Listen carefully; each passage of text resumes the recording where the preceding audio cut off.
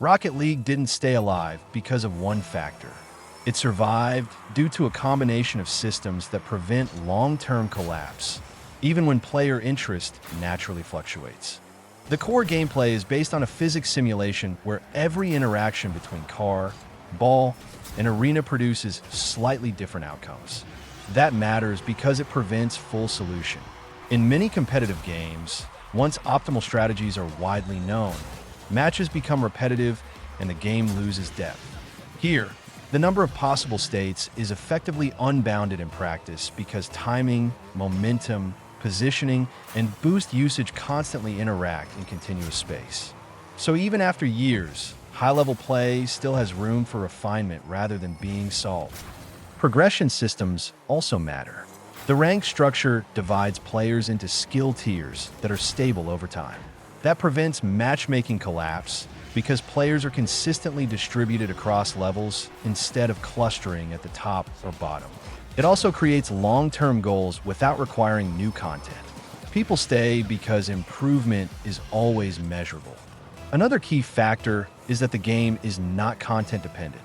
It does not require constant map rotations, weapon additions, or story updates to remain functional. The match itself generates variability. Every game produces new situations from the physics system, so replayability is intrinsic rather than externally supplied. Games that rely heavily on added content often decline when updates slow down. This system does not depend on that pace. The competitive ecosystem reinforced stability. Early esports adoption created structured competition, tournaments, and a visible skill ladder from casual play to professional level. That creates retention pressure because players are not just playing matches. They are participating in a hierarchy they can theoretically climb.